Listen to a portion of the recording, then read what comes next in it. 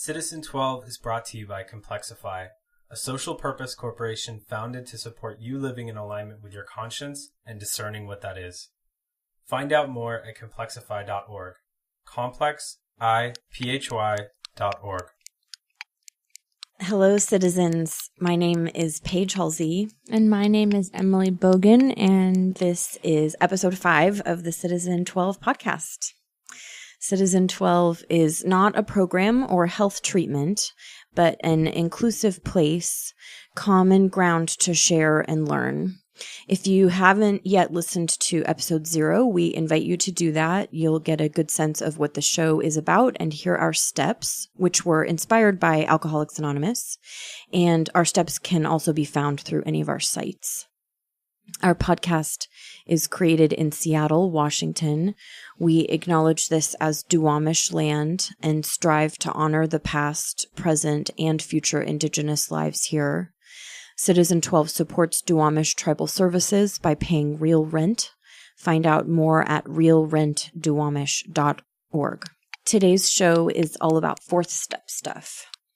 Our fourth step is take searching and fearless moral inventory of our errors.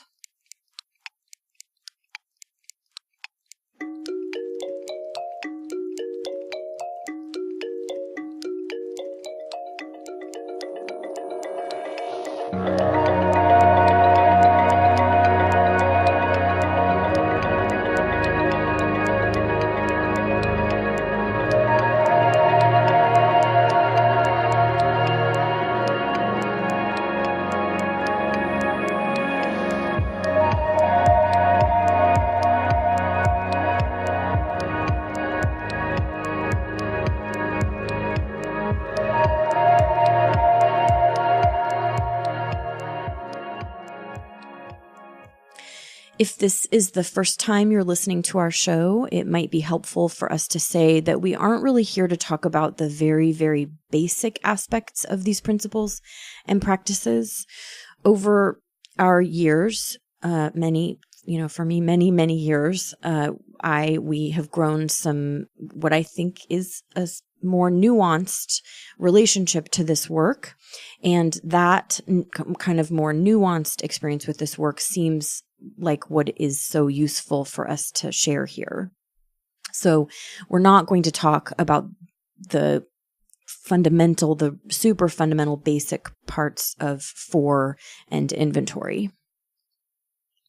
So our first kind of area that we're going to address today is sort of what it seems like people think about the fourth step that maybe doesn't look quite as so accurate to me these days. Mm-hmm. It seems like there are some more than we're going to talk about kind of misconceptions about all of this spiritual work, right? Spiritual work is, I think, an easy to misunderstand adventure.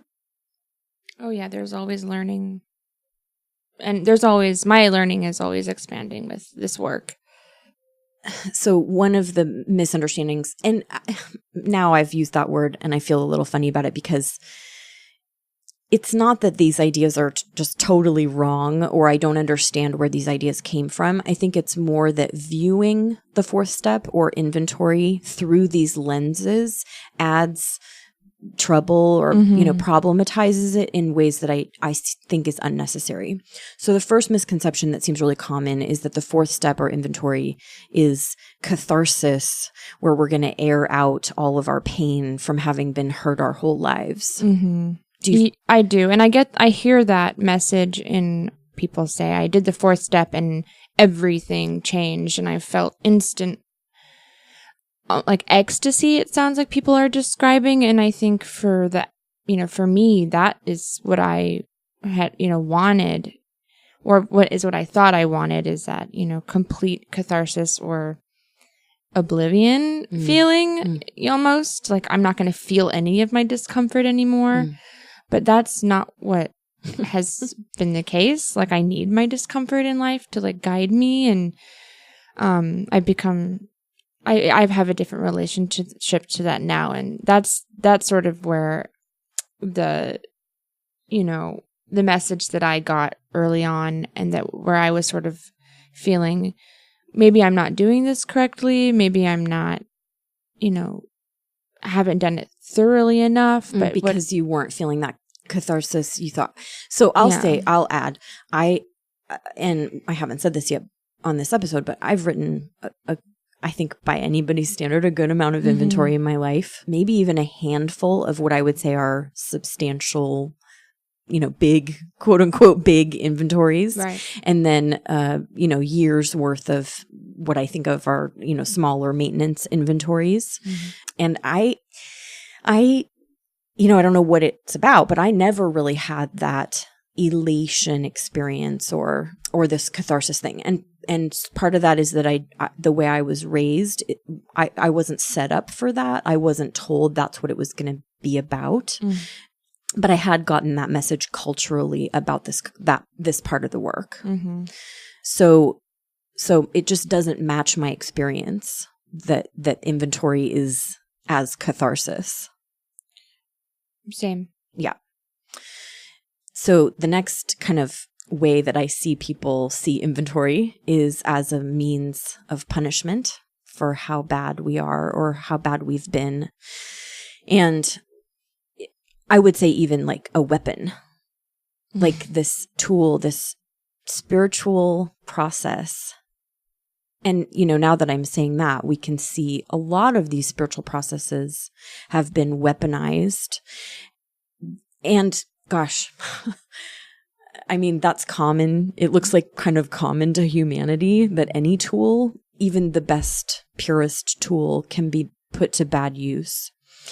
And I mean, I guess there might be a role for weapons in life or something, but at some point it became clear for me that using these spiritual principles to further hurt myself or feel bad or disempowered was not the right direction for me. I have a lot of experience with that. Tell me, what do you mean? You've seen my inventory that I did not too long ago, and you were like, what is that? What the F is that? It was like 5 million pages of just me being mean to myself. Right.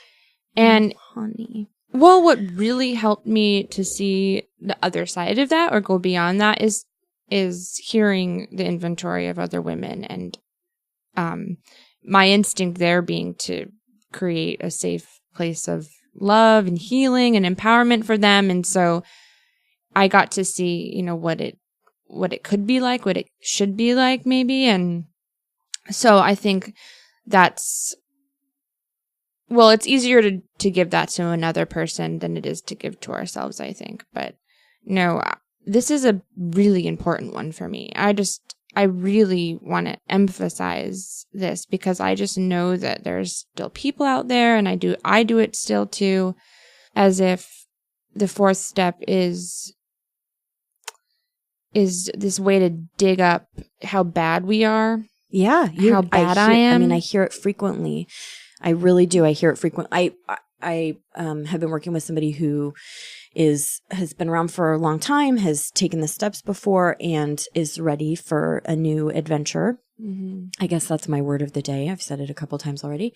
And the inventory is, brought up a lot of old crap. Like, well, that the way they've done it in the past just doesn't seem like what's right to do now. And a lot of it has to do with having used it in the past as an occasion to just beat themselves up and like invite others to beat themselves up. So I mean, we're going to talk more about if it isn't this stuff, what is it? Right. But for now, I think we just are wanting to say this isn't it. That not in our experience. That's not, that's not what we're seeing is possible and available here. Right. I guess, yeah, what I'm saying is I am so grateful that that's not what it needs to be for me anymore. That's a great point. Jesus. That, because, I mean, to see ourselves kind of consigned to a path that demands that kind of flagellation, well, that is not sustainable for me. Mm-hmm. So to see that it was kind of a confused way of seeing it for me. It wasn't the truth that doing this spiritual process was just going to harm me. It was my confused ideas has allowed me to continue to love and make use of these steps. So the last kind of misconception, I guess we're calling them here, that I identified that I thought was worth sharing about is that sometimes it seems like we get under the impression that writing our inventory, a 4th step, is going to be some sort of magic key to a life with no difficulty, or actually, as you said earlier, discomfort. And I mean, it seems pretty obvious to me that there aren't, I don't see any paths for living that include no difficulty or no discomfort. Like, that's an unreal thought. I mean, I don't, I maybe even bumps into delusional to think that there's some way to live with, I mean, I guess I'm open to it. Like, if somebody is living their life sustainably with no discomfort or difficulty, send us an email. Please do. But it's just not, I mean, we know a lot of people attempting to live well, and difficulty and discomfort appear to be part of the deal here. Now, this plays into how many of us who come to this path might have a distorted or have had a distorted or problematic interest in comfort and no difficulty and oblivion and these things. Not quite the topic of the show for today. So some of the experiences that we've had with inventory that have contributed to what we currently see about it. For one thing, at least in our community, it's pretty clear that people apply this step in pretty different ways. Well, I don't know how different, but, just in terms of the formatting of what people write, the undertaking, and our Citizen 12 4th step, this moral inventory of our errors. I mean, it's no secret that is a departure from the wording of the original step that inspired this Citizen 12 step, right? In the beginning, Alcoholics Anonymous said, searching fearless inventory of ourselves. I haven't really talked about this on the show yet, but I am the one who wrote the Citizen 12 steps, and it happened over some good spell of time. And part of why I wrote Citizen 12 4th step as errors, an inventory of errors, as opposed to ourselves, is that I actually haven't ever observed anyone writing a full moral inventory of themselves. I don't even really know of a process to undertake that. To me, that seems like a much fuller picture, but that the goods, the things that are so useful fundamentally in an inventory, happen around identifying the errors that we have made. I have not ever practiced some credit and debit, like some balanced view of inventorying and assessing all the quote unquote good I've done and the quote unquote bad. That's just not what I've ever done as part of this process. Really, what I've done is to examine where primarily anger, resentment, upset, sex stuff, and fear stuff is all clogged up. And even the heart of that has been about the errors that I made, not the rest of it. Right. So I think you even though you and I kind of do share this same community where, traditions are similar, we have written different styles and formats of inventory. You just alluded to it, or more than alluded to it, when I saw that not the last inventory you wrote, but, one not that long ago. I have never worked with anyone who, I'm not going to say would tolerate that, but that didn't look like any inventory I've ever written or been guided to write.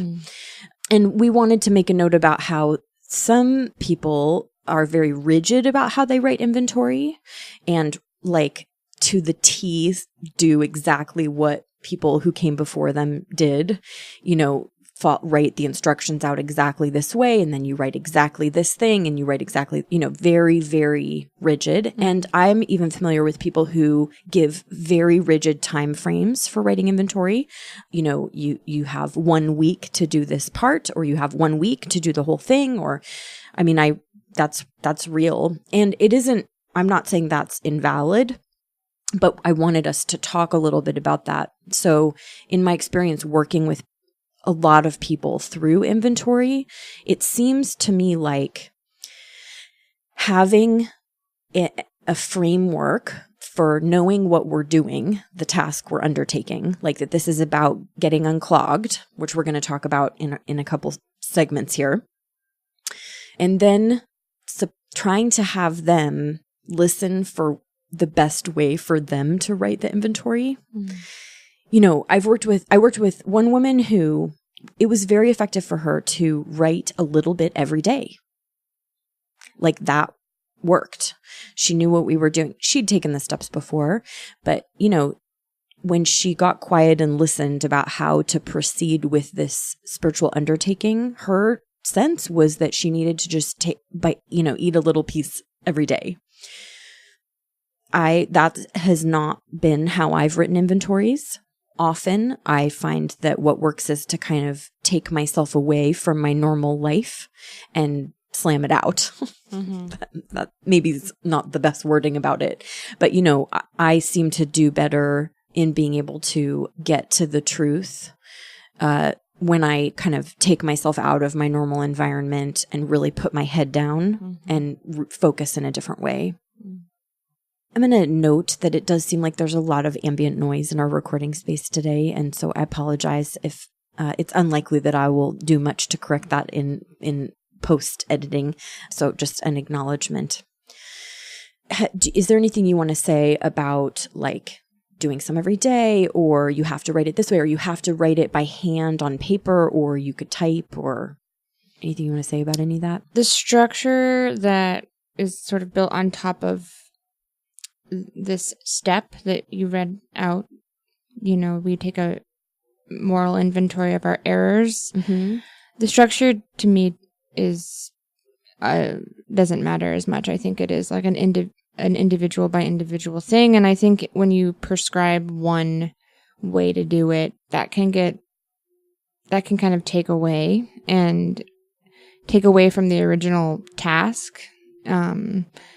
And also, it can be disempowering for people, I think. It's for me, if anyone says this is the only way to do this, this is how you do it, I feel at once disconnected from the heart of what we're actually doing, mm-hmm. no matter what it is, mm-hmm. whether it's organized religion or math or whatever, history, studying history, whatever it is. If someone says this is how you do this task and this is the only way, the heart of the learning, like the spirit of it is gone. Mm-hmm. And I don't think that that's the same for everybody in their practices, but that's how it is for me. So I'm a big proponent of, like I texted someone today who I'm going through this step with, and I said, don't worry if you're not done, because I asked her to, have it done by today. Don't worry if you're not done. The deadlines are about trying to get you to progress through this, not about shaming you. So, what a gift. Yeah. That's how it's been done with me too. Mm-hmm. And when I work with people, I say sometimes at this point in the work, I don't know someone well enough to know, or is it going to work best for them to set goals, right. By Wednesday, I will have done this much work, or they're a person who doing that makes them go nuts and, mm-hmm. Can't even look at it. Right. And a lot of us don't even know ourselves well enough to know what approach works best. And many of us have never taken the time or care to try to learn about ourselves to foster peace of mind and productivity. And, mm-hmm. This is that didn't all come all straightforward for me, those understandings about myself. Right. One more thing I'll say mm-hmm. is if you are doing this in a community like we are, and you are like pairing up with people to work with, to be guided by, or to guide. At least for me, like having that much, being like in a role of like controlling somebody else and setting limits for somebody else doesn't seem right, doesn't sit well with me. It's a little bit authoritarian, and we all know that is the least effective way of sort of leading. And so if someone says, I work better with structure, of course I'm going to listen to that. But that's kind of as far as I think I would go with. I'm really glad you said that. I think I just made a note about those power dynamics and those roles, and I think we could probably do a show about that. Our experiences, power dynamics in spiritual work. Of course we could do a show about that. So important. So maybe we will put a pin in that and come back to it. But you're right that this is a spot where that comes up in those relationships. Yeah, we're going to have some things to say about that. That's great. That's exciting. Thank you for adding that. Of course. Next, we want to talk about like, well, what is if those misconceptions we talked about earlier, if those aren't what we think inventory is, well, what is this about?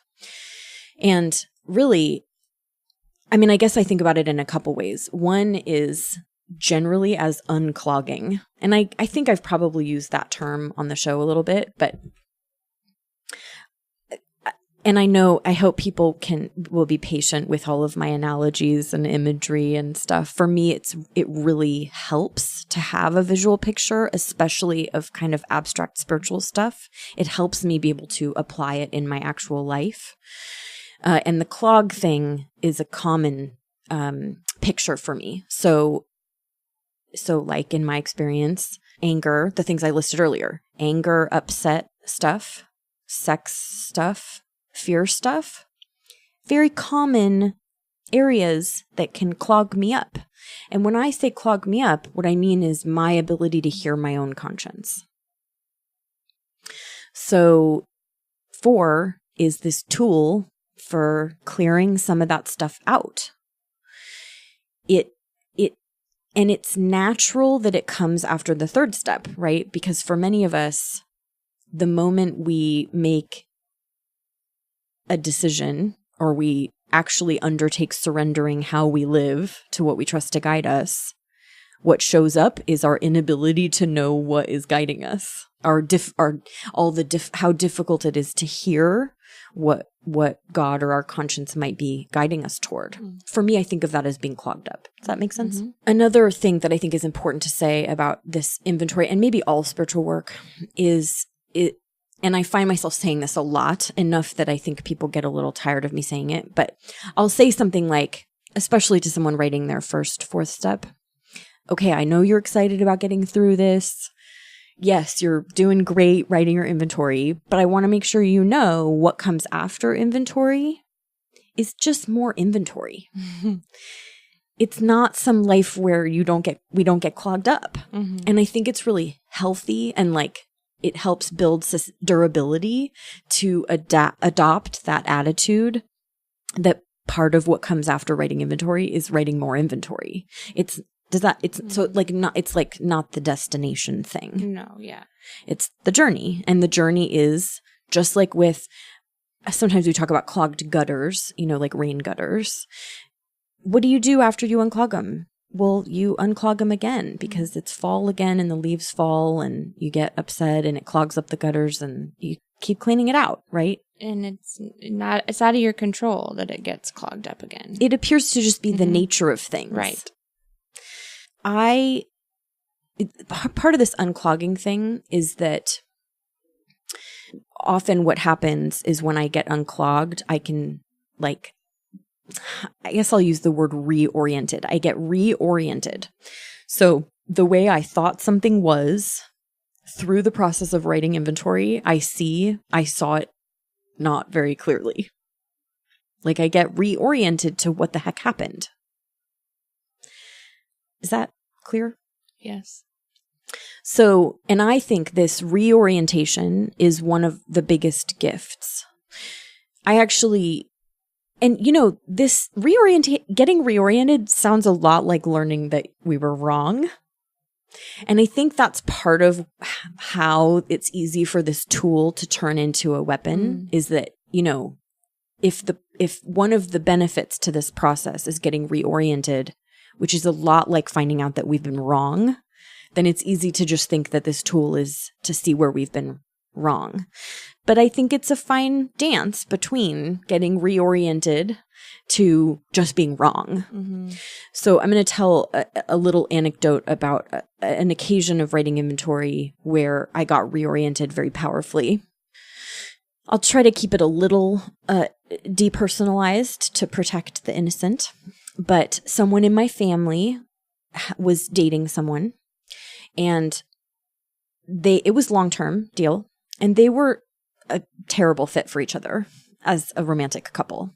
It was really hard to watch, to be around. It was really unpleasant. I did not support this romantic relationship. I was very transparent about not supporting the relationship, vocal even. At the time, I really felt like I was doing my good family duty by sharing that I could see that this didn't look good, not withholding that. In the process of writing some inventory, and I guess just to be really clear, I think it was just time for me to write another inventory. I didn't write an inventory specifically because of this relationship in my life, but when I sat down to write an inventory, to take a searching and fearless look at my life at the time, this relationship was one that came up to my attention. And so I put this person on the list, and it was the first time that I can recall that during the act of my writing the inventory, I started to see how confused I had been about what I had done. So walking into the inventory, I really thought I was in the right, that I had been a good family member by being how I had been being. And then writing the inventory, I saw actually,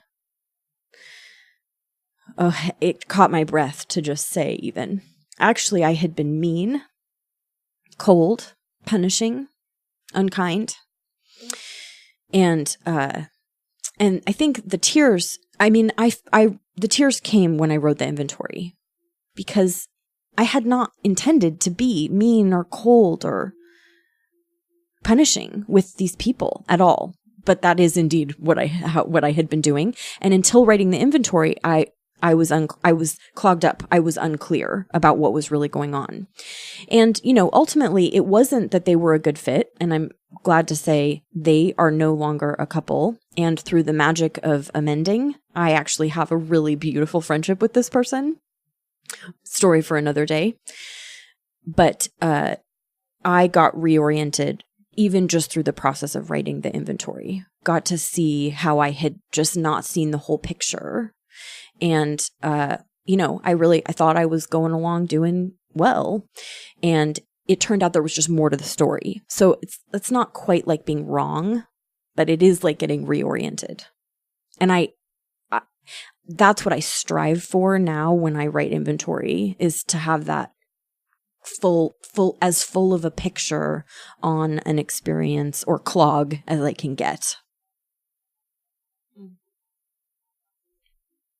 I'm just sort of soaking that up. It's a great story. It's a great example. I think you just said it really well. Thanks. Yeah.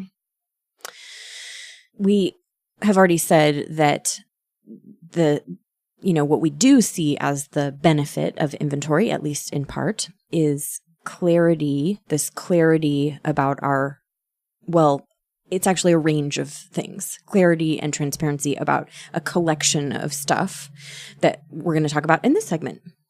The first area that writing inventory has brought clarity to me, both of us, is what I would refer to as our buttons. You know, somebody will do something at a store and it'll just push my button, but I look to my husband and he isn't, clearly it has not registered for him because it didn't push his buttons. Like, we all have different buttons that things push. And just like I was talking about learning how we get things done, many of us are not very familiar with our own unique buttons. Mm-hmm. Do you have anything you want to say about that? Just that this is true. I have gotten more familiar. I guess I don't use that term buttons, but, hearing you say it, I can see that I have moments that I get all inflamed, I guess is a good word. And it is in those moments that I realize that it is specific to me and it has a lot to do with me that I'm feeling that way. Yeah, it's not just the environment or the circumstances. It's the combination of the environment and circumstances and our unique shapes. And it gives you that opportunity, I think, when you start to be cognizant of your buttons, to be reflective of why am I feeling this way versus how, in what way is this person a shit? Or is this environment a shit? Like, instead of completely focusing on that, it's like, it's okay, well, is there something useful? Is there anything to be done here that's more useful than just condemnation? So I'm going to give us, I hope, a little gift. So listener, I'm just going to tell you that Emily and I are both on an endeavor to reduce how frequently we say and We are not professional journalists. Is that the kind of people who do this work? Reporters, journalists? Reporters. We're not professionals. We are people with this lived experience around spirituality.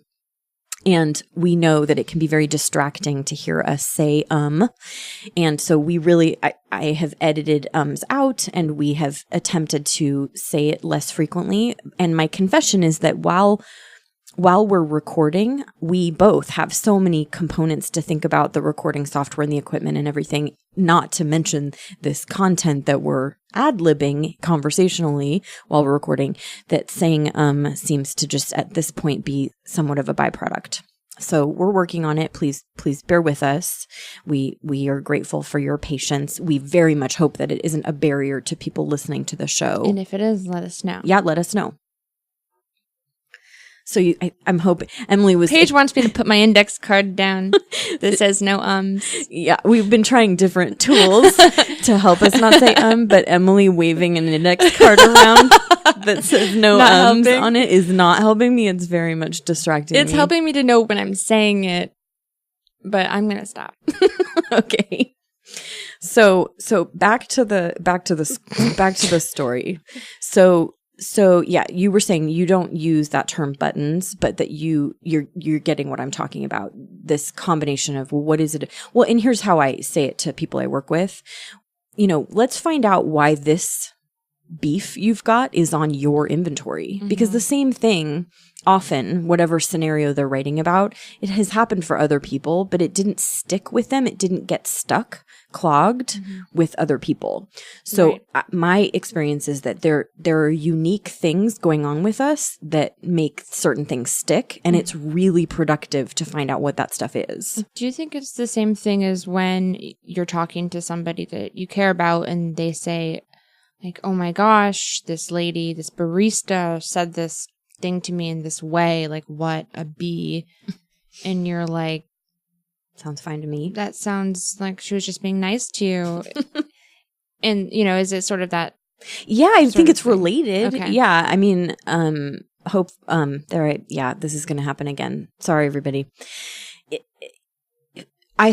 It's frequently, I don't find things that trivial. I mean, it's ideal if our inventories have sort of more substantive. Right. I think it's great if we can get to meatier stuff, but often many of us have to kind of clear out even some of that, what we would think of as more trivial stuff to even get to the meat of our buttons. Wow, that's a funny way of saying that. The meat of our buttons. The meat of our buttons. That actually, wow. Title of a book. I might have to take that out. The meat of our buttons. No, I think it's a simple example of sort of that phenomenon, I guess, of how personal our buttons are. Yeah. Yeah. How we interpret things. We each do interpret things in different ways. Right. So another area that we find that we have had clarity through writing inventory is about our errors. The whole point of this step in Citizen 12, right, is to get to what our errors are. And actually we can maybe use the barista thing as an example. So actually, I didn't plan to talk about this, but I think we should say sometimes there are events or relationships or dynamics that come up in inventory where people are clogged up. And through the process of writing inventory, we actually find out that we didn't really make errors, that that's not really what's been going on in this situation.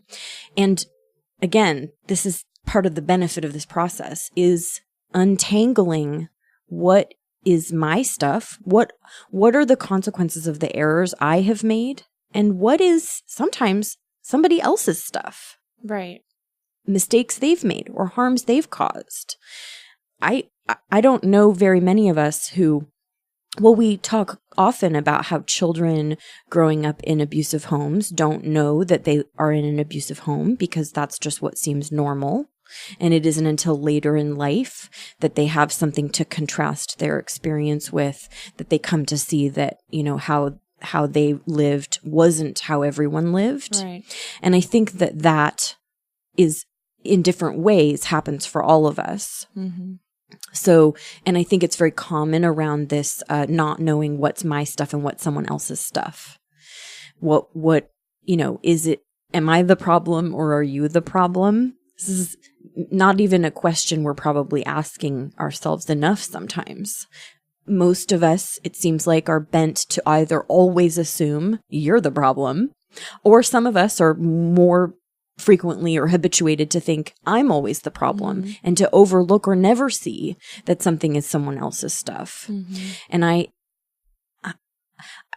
guess I'll use shallowness as an example. I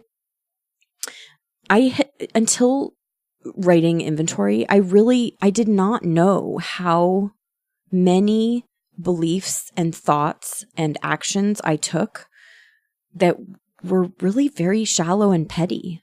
It was through inventory that I really came to terms with in the reality of my life. And I not to defend this, but this was many, many years ago that I was able to identify how shallow and petty I had been. And I'm saying that in part because that isn't really how I live anymore. And it was a huge asset to come to terms with the reality of how shallow I had been. A lot of clarity about the mistakes I had made with shallowness. Now, conversely, I had always known that I was dishonest. Inventory didn't freshly inform me that I had been dishonest. Right. I had already known that. But what inventory did was make it much easier for me to see on the court of my life, in the game, exactly where and when I was frequently tempted to be dishonest, and then actual specific occasions where I had been dishonest, and get to take a look at some of the effects that dishonesty likely had. Really productive. I'm just thinking. I guess I want to say that there is, I think I'm someone that tends to blame myself, but there is like the freedom I've found is sort of, well, just having it be okay that I'm wrong and that I make mistakes. Oh.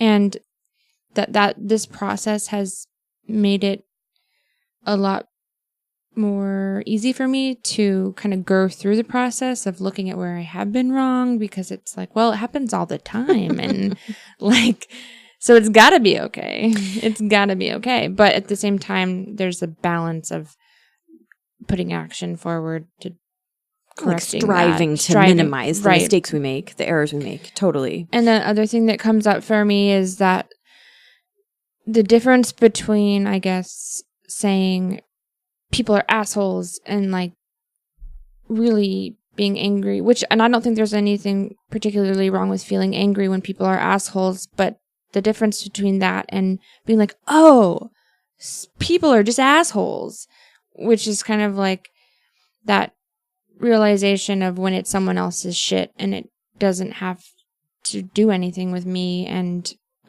that's kind of been a phrase that I've sort of liked lately, just because I find it kind of brings me relief. Like, what's the phrase? Just that people are assholes sometimes. Yeah. Sometimes they just are. And that it doesn't have anything to do with you. And it has nothing to do with me. Rather than, every time you're having a difficulty, assuming that if you did something differently, they would be behaving differently. Yeah. Sure, I can get that. Yeah. I'm glad you brought that up. This whole thing about, having this tendency to blame ourselves. I think I have been warped on that side too. A deficit of being able to identify the wrongs others had done. That's just not how I have been. And so inventory has helped balance me out. And again, it's not that I have spiritually been led to identify how other people are doing bad, problematic stuff or making mistakes or errors. Not at all, really. No, not at all. But to even out my thinking that I'm exceptionally bad, which definitely was there. And then also you talking about how this process has kind of gotten you more comfortable with the reality that you do make errors. And I think that is fantastic. Like you said, this seems to just be a thing that is happening. And actually, I think of it sometimes as examining behavior that's not 10 out of 10 ideal. In any circumstance, there may be a million ways to proceed. Some of them angelic, enlightened, inspired ways, 10 out of 10 ways to proceed. And then, on a continuum, at the bottom being really bad, dangerous, harmful. Right. And it's rare these days that I am operating at the extreme bad. I'm not in the habit of doing a lot of very bad, damaging behavior anymore. But that doesn't mean I'm always operating 10 out of 10 ideal. And that having that context for this, that flexibility or looseness to examine my behavior in the light of day through this empowering spiritual lens with the support of others who are doing the same process and people who've done it before has brought me a lot of relief. I really like that you say that. I think that I was somewhat missing that flexibility in the beginning of this process, not to the fault of anyone else's or anyone's instructions, but more because my practice, my MO was to dig for how I was bad and just in my life. And this work of seeing our errors, but still being gentle with ourselves and kind of getting just in tune with that's our humanity. That's big. That's huge. Yes. Especially, I just have to say, I feel so tenderly toward myself, but also anyone out there who is currently weaponizing these tools, and not even these tools, but just using their self-reflective processes to beat themselves up. Talk to ourselves about how bad we are. We can be bad.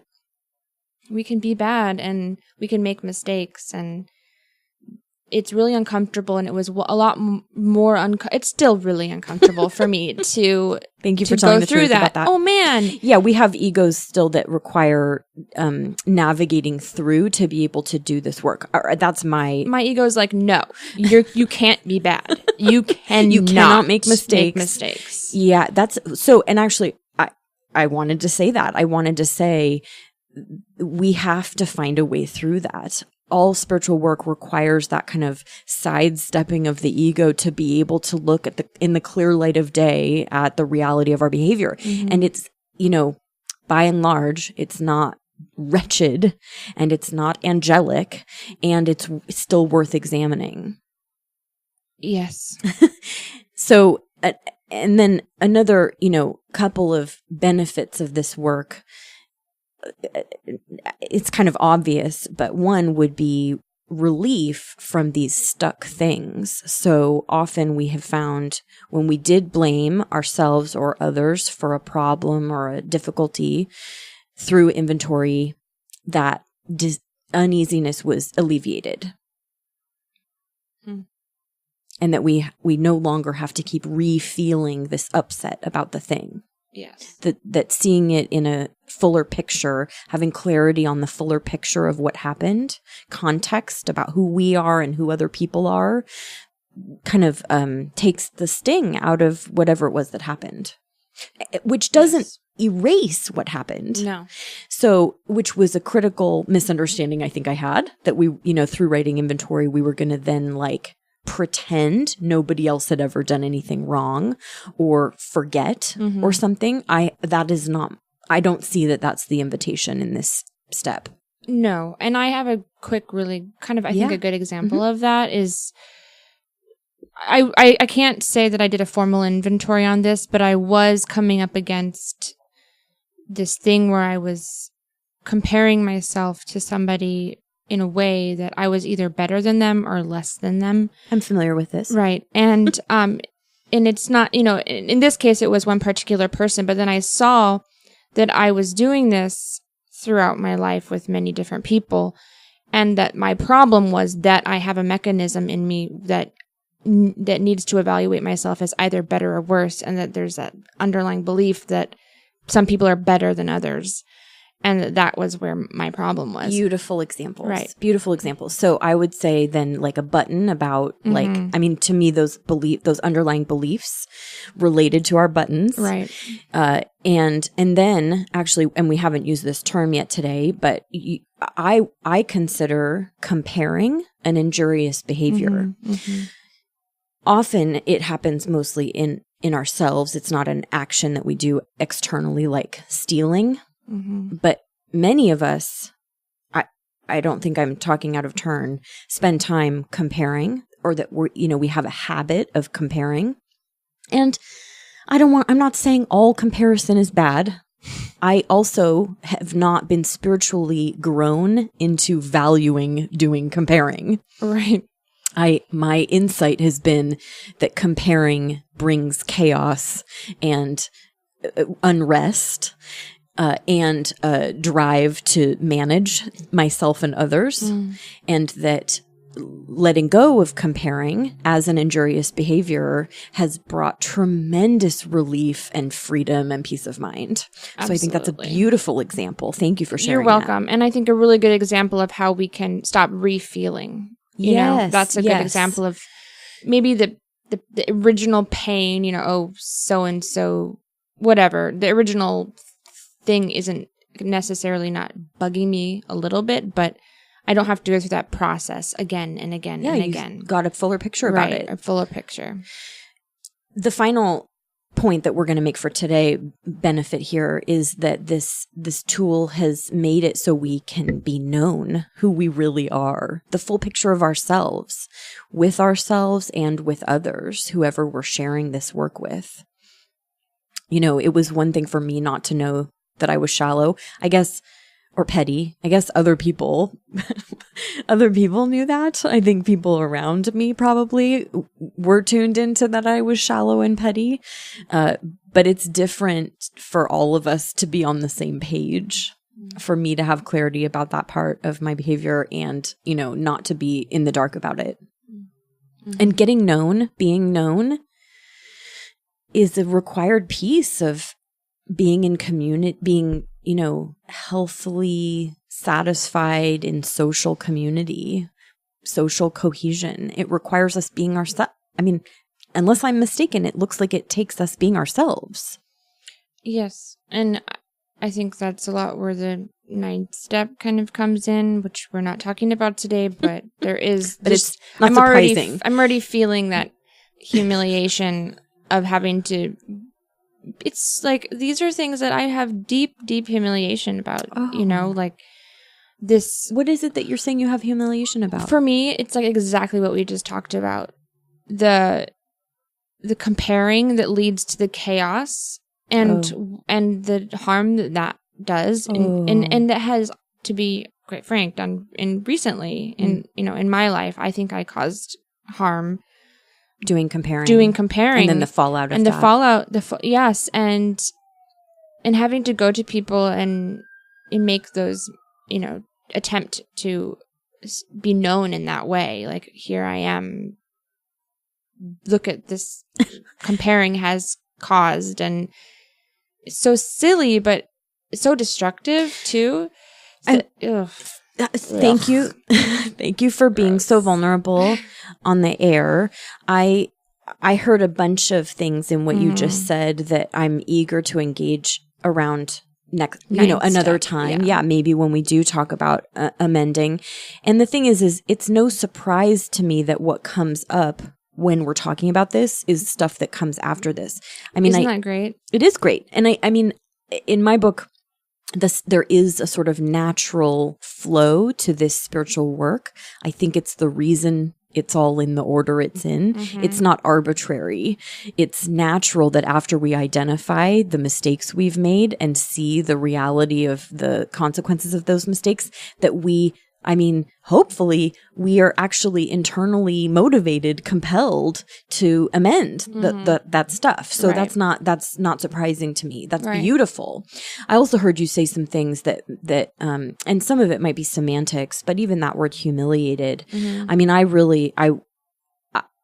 I want us to have space to live in where we can make mistakes, even ones that cause harm, and be able to live through that without humiliation. I don't think humiliation is required. I would like that as well. Okay. I think I specifically chose that word because I know I'm not the only one that feels that way. And if there is freedom from that and we can talk about that here, I mean, I would just love that.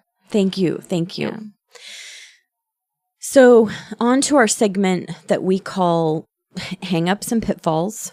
The first sort of hang-up or pitfall that we, to some extent, I feel like that's what we've been talking about all show, our hang-ups and pitfalls around the fourth step. But I want to talk for a moment about motives for this work. And we early identified in the show that many people, talk about how, well, get thinking, and even ourselves, well, after I write this inventory, then I'm going to be a better person, or I'm going to have no difficulty, or I'm going to, everything's going to be great. But if that's not why we're writing the inventory, I'm saying what comes after writing inventory is writing more inventory, then what is our motive for doing this work? And sometimes I feel like maybe how I think about this isn't very relatable for people. But I'm going to share nonetheless that my sense is that I do this work because it's what there is for me to do. Like it's some people might use the word dharma. Like it's just what there is for me to do. I don't even know if I can really say more to it. So yes, I have had benefits from doing this. I do feel, quote unquote, feel better than I used to feel. I live better. I have more peace of mind. I think maybe it's possible that I cause less harm in the world. I'm crossing my fingers on that one, but all of that's I'm not a philosopher. Sometimes I feel like that stuff is outside of my area of understanding. But I don't write inventory to feel better. And that's the paradox, is that I think writing inventory to feel better, it seems like it can actually make it not work. Mm-hmm. And I don't totally understand it. I'm using the word paradox. I think it really may be paradoxical. I think, yes. And on that note, many of us have heard the term, and we use the word promises, that there are quote unquote promises of doing this work. And I always have thought that makes it sound kind of like a vending machine. Like if you put inventory in, you'll get peace of mind out. Put your buck in and get the M&Ms out or whatever.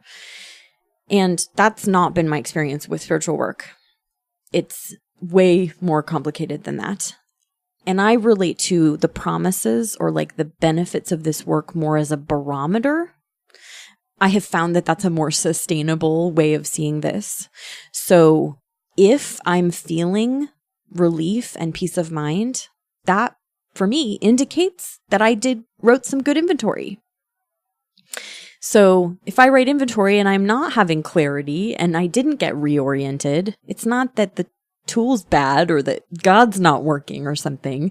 It's that maybe there's still more work to do. Right. So I don't think that I feel that I've done a good job or I'm quite finished yet if I'm all out of sorts after writing the inventory. I mean, give yourself a couple of days because you are reorienting, I guess, I would say to myself. But if I'm feeling abused or you're saying that maybe there's better work to be done or more thorough work to be done. Well, maybe. I honestly, if you're, I mean, it's complicated.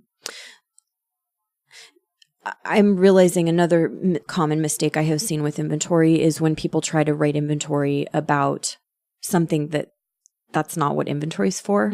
So I think of this as like trying to use inventory as the hammer for every situation in our lives. The trouble is that not everything is a nail. Right. So trying to write inventory as a means of working through every single issue in our lives, for me, that hasn't been the right fit. And actually, I have some thought that might diminish the efficacy of the tool for when it really is needed. And some groups or areas, some people, they write inventory about everything all the time. They're just, really gung-ho on writing inventory for everything all the time. That's just not how I was raised in this work, and it's still not how I roll. Obviously, I've written a good amount of inventory, but not to the exclusion of using other, sometimes more appropriate tools. And the reason I bring this up is that I'm actually going to say trauma. I think sometimes trauma, using this tool of inventory is not at all the right tool to use with trauma, and that could be dangerous, harmful, disorienting rather than reorienting. So the way you were saying feeling shitty maybe means there's more thorough work to be done. I don't know. I don't quite feel comfortable saying maybe that. Another tool to use. Sometimes it could mean that it just wasn't the right tool. Yeah. Well, I mean, this is complicated. This highlights what I think might be a pitfall is if you're working with people and they're guiding you through this step, what if they don't know that there is another tool, or they cannot identify if perhaps you're writing inventory on trauma? I guess I'm bringing that up because I do think it's important, because I do think that this happens a lot. I agree. Let's make note of it, and we'll talk about it in our follow-up show. Okay. Yeah, absolutely. The last piece that we wanted to include about, hang-ups and pitfalls are and I tell people this very openly, but it looks to me like after, and I had this experience. So after I had taken the steps for the first time, attempting to write inventory, taking the steps again, in some ways was even harder. Like my ego actually developed something legitimate to defend, and it made it even more difficult to see the truth about my behavior. And I observe that this is common, not just with these spiritual practices, but with all spiritual practices. We make some moves, we see some improvement in our life, we begin to relate to ourselves as these people with improvement in our lives.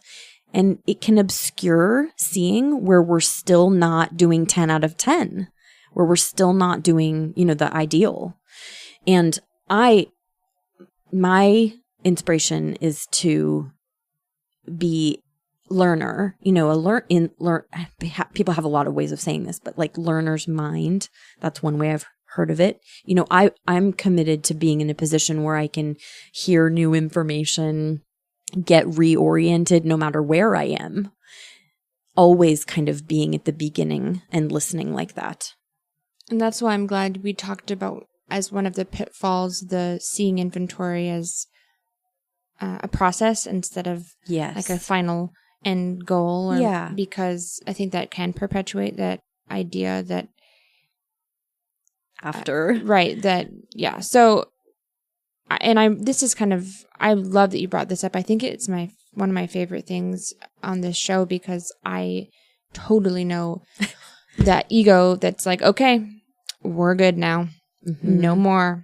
I'm not a liar anymore. I don't lie. But then, okay, I'm glad I said it that way. But then it makes it impossible for me to see where I could be more honest. And like we talked about before, there is a difference between not lying and actively practicing creative honesty. And for me, it seems like I've got to be in that position where I can still come to terms with that and again, not what we're talking about today, but I take a nightly inventory, a nightly review of my day. My little note to myself says, where have I been dishonest? But often what I reflect on is where could I have been more honest? It's a different question. That's great. It's more applicable today. I mean, definitely if I've lied, it comes up there, but it also helps me see where I can keep growing. So in a way, we're saying, I think that the more critically self-reflective we are, or the more we allow ourselves to make mistakes, see the truth about where we make mistakes. See the truth about where we make mistakes, the more fruitful this can be. The more, better, the more creative we can be with principles and a way to live. A way to live. It also makes it be an ongoing sustainable thing. If I was supposed to have written an inventory and then be done, like cooked, perfect, we are in trouble because I wrote my first inventory, I think in 2000. That's 18 years ago. I've written many since then. I've made grave mistakes and I've just had all kinds of adventures in the last 18 years. This is about finding a way to keep learning to live well from wherever we are. Okay, we will undoubtedly come back to these topics again, but that's all for now. We make this show in an effort to share with you the experience that has helped us be ourselves and hear and abide by our own consciences. That's what matters to us here and for you. So a reminder that if something in this episode didn't seem right for you, maybe it isn't right for you. We see that there is not a one-size-fits-all approach to life, and we encourage you to navigate your own path. We're in this together. Thank you for joining us. This show isn't a thing without you. Please find us online, chime in, write to us. We are listening for how best to serve. We're on Instagram, Facebook, SoundCloud, and Twitter, all at C12Pod. That's C12Pod. It looks to us as though our community could really use this content, and we're excited to create and share it. This is a 100% listener-supported show, so if you already like what you're hearing, or even if you don't, but you think what we're up to is good, please contribute through Patreon at patreon.com/C12Pod. And support us by subscribing to the show through whichever tool you use to listen to podcasts, and submit a review on iTunes and Facebook or wherever you listen to the show. We're hosting Discord spaces for patrons, and we'll include a Dear Citizen segment in future shows. Still, we really are. We promise we're working on that. So support us and write in with your questions about practicing the principles of the steps. Our thanks to each of you who contribute to this work. Thank you. Thank you.